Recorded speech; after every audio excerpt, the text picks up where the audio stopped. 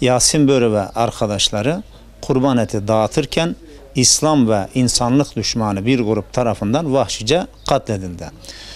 Tabi bu kardeşlerimiz bugüne kadar Türkiye'de işlenmemiş bir vahşette kurban edildiler. Bu gençler saldırıya uğradıkları zaman olaya müdahil olmaları gereken güvenlik güçleri maalesef ortada yoktu. Yani kısaca devlet yoktu olayın olduğu gece. Tabi hükümet de yok ortada. Yani bu gençler vahşi bir şekilde katledildiler. Aradan 6 gün geçmesine rağmen olay kamuoyu gündemine taşınmadı. Ta ki Başbakan olaydan bahsedene kadar. Başbakan olaydan bahsettikten sonra artık bir kısım medya olayı gündemine taşıdı. Bu kardeşlerimize yapılan saldırı ile Mavi Marmara'ya Yahudilerin yaptıkları saldırı arasında hiçbir fark yok. Orada da Müslümanlar şehit edildiler. Burada da Müslümanlar şehit edildiler.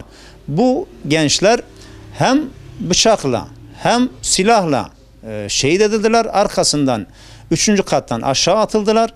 Bu da yetmedi. Başları taşla ezildi. Onunla da iktifa etmediler. Arabalarla üzerlerinden geçtiler. Zılgıtlar eşliğinde ve daha sonra da benzin döküp yaktılar.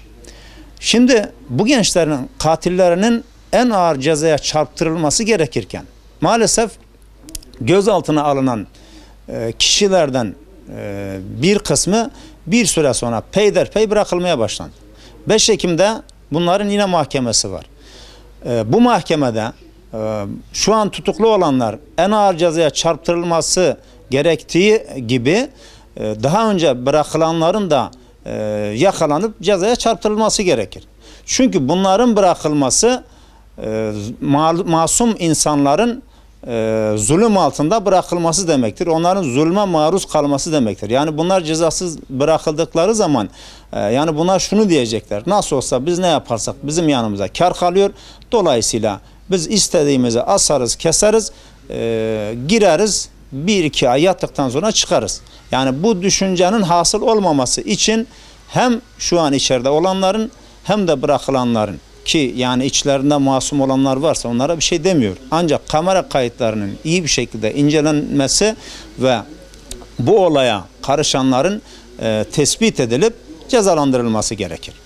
Mahkeme Diyarbakır'dan Ankara'ya taşındı. Daha önce çeşitli defalarda dile getirmiştik. Yasin Börü ve arkadaşları belirli bir camianın değil, tüm ümmetin şehitleridirler. Dolayısıyla batıdaki sivil toplum kuruluşlarının bu olayın takipçisi olmaları gerekir. Biz bu olayın takipçisi olacağız. Gerek avukatlar aracılığıyla, gerek sivil toplum kuruluşlarımız aracılığıyla. Ancak bizim diğer İslami STK'lardan ricamız onlar da bu olayın takipçileri olsunlar ki bir daha böyle bir vahşet yaşanmaz. Son 10 yılda Doğu'da İslami sivil toplum kuruluşları çeşitli kereler saldırıya uğradılar. Ki bu saldırılarda şehit olan Müslümanlar da oldu. Yani bu konuda hükümet uyarılmasına rağmen maalesef hiçbir adım atmadı. Ta ki terör olayları polise, askere dokunmaya başlayınca devlet devreye girdi. Yani gönül isterdi ki vatandaşlar da katledildiği zaman devlet devreye girsin ve yapması gerekeni yapsın. Çünkü devletin 5 tane temel görevi var. Kendi vatandaşının can emniyetini, mal emniyetini, din emniyetini, akıl emniyetini, nesil emniyetini korumak zorundadır. Yani burada sivil resmi ayrımı kesinlikle yok. Yani her vatandaşın canı bizim için kıymetlidir. Devlet içinde böyle olması gerekir.